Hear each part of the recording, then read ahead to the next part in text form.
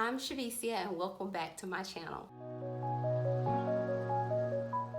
So if you watched my introduction video, I kind of told you guys a little bit about what to expect from my channel. Part of that being me diving deeper into some of the conversations that I've had with God. Well, recently, through a conflict, he gave me some pretty deep insight on how to navigate through relationships. I don't know about you guys' relationship with God, but mine is pretty close. Like, it's my most intimate relationship. We talk about everything. But first off, I would like to start this by saying, do not judge me. Please don't judge me because this is a personal experience that I'm very much embarrassed about. I got the notion that something that I have been praying really hard on not to happen was going to happen. So I had this assumption that something I had been praying to God to oversee, that he was just gonna, I don't know what he was going to do, but things were not going my way. And I got pretty upset about it because I know I prayed really hard, and normally I feel like this, I don't ask God for too much, but there are certain things, it's like, I know he's not gonna fail me. Like, if you are a fan of my podcast, you know that my faith is really big, and by faith I mean my trust in the Lord. So I oftentimes ask for things and I wait for them in expectancy because I just feel like he's gonna come through on the things that I ask for. So in this particular instance, I kind of felt like he was not going to come through like I wanted him to. And I felt very upset. The first feeling was betrayal. Mind you, I was out when I got this thought, and I couldn't really pray or take the time to be silent like I wanted to, but instantly I felt betrayed.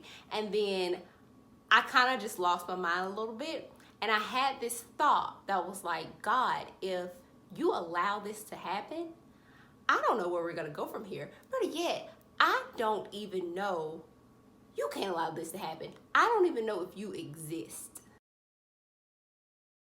Yeah, I really said that.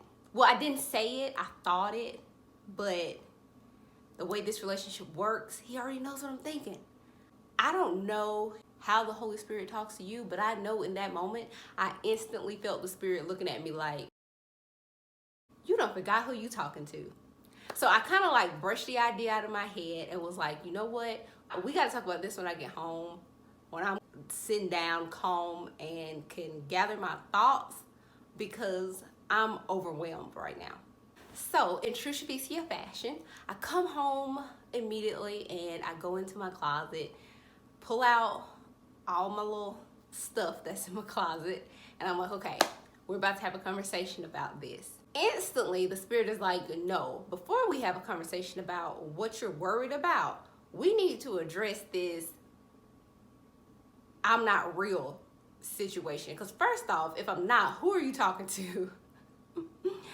And secondly, do you really feel that way? I felt the pressure of the Spirit asking me, did I feel that way? Because that was the most important issue at hand at that moment. In one of my prayer journals, I have a list of things and moments that have occurred in my life that I know for sure God was a part of, or things that happened that I know he made happen. So I keep this list in my prayer journal for moments of weakened faith where I feel like I don't know and I'm questioning whether or not God is gonna come through for me. Never did I decide to keep this journal, this list, for strengthening my belief in God. It was more so just strengthening my trust in him.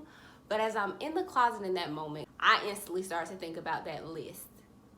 And I'm trying to find it in my journal, and I can feel the Spirit like, no, you're gonna recollect everything and you're gonna write it down. You're gonna start a new list, because it's not my place to do this with you. You got to figure this out for yourself. So I started to recall the things on my list and write them down. And I knew in that moment I couldn't say no. I couldn't answer his question with a no, because as I looked at that list, I'm like, there is no way I can sit here and say that God does not exist if so-and-so does not happen, because I'm upset right now.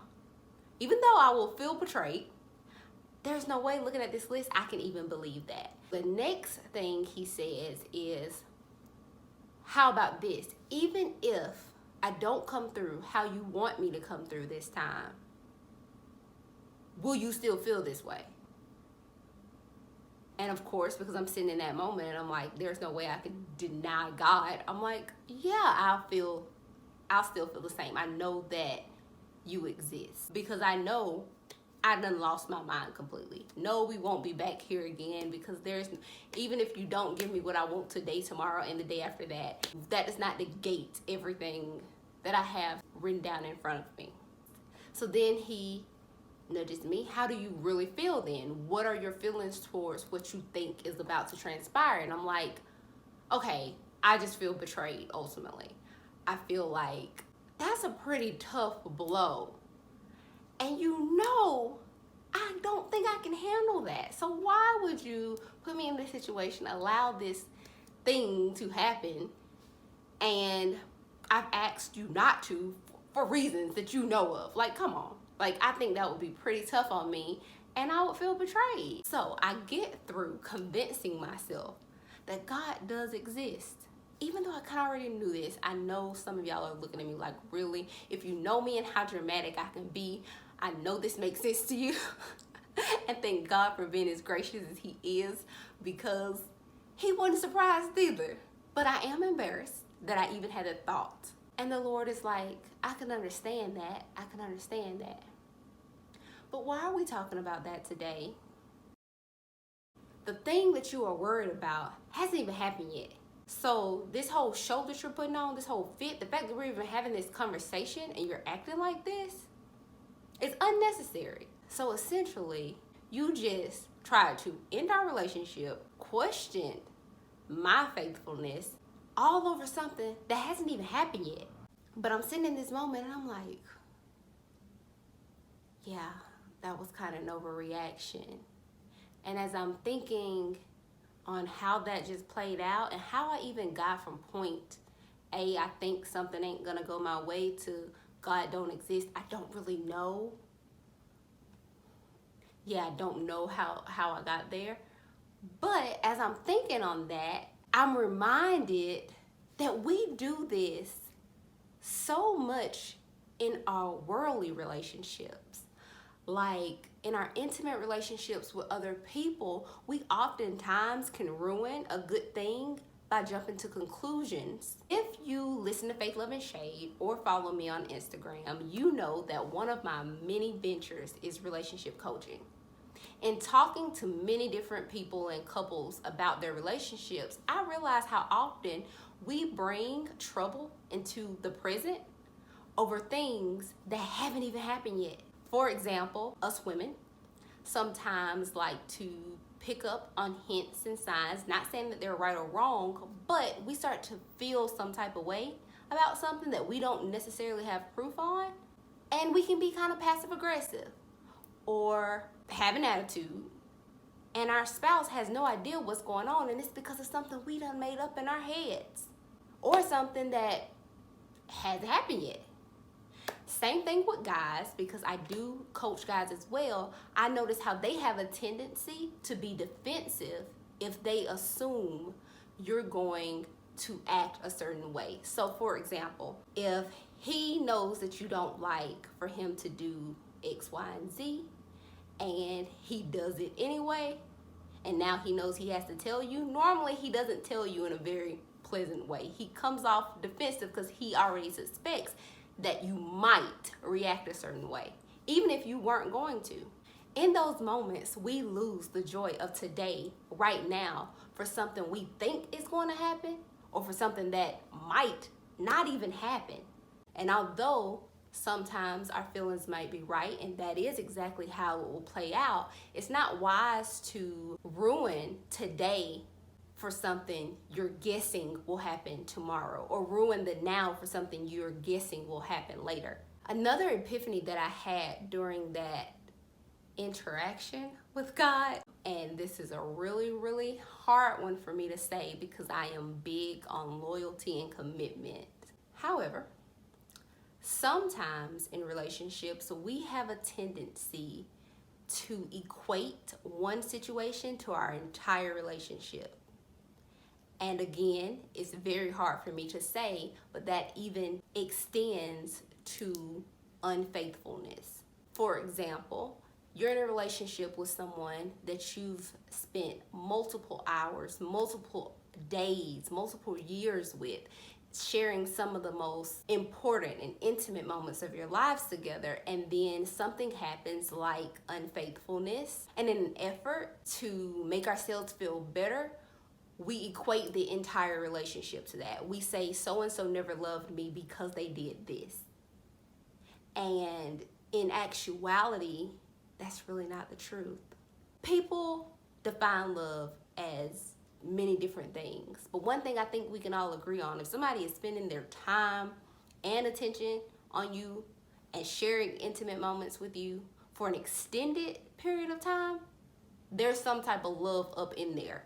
Again, although it pains me to say this, is it more logical to think that they did all of these things with you and they never loved you, or that they just don't know how to love you? They did all these things with you because they loved you and they just failed.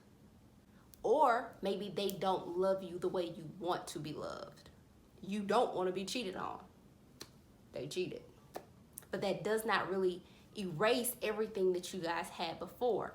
Again, I'm an advocate for commitment, so there are decisions that have to be made. Just like the Lord showed me in that moment, He's a God of free will. So at any point I wanted to call it off because of that situation I could have. However, through discussing it, I realized God is faithful, regardless if He gives me what I want or not.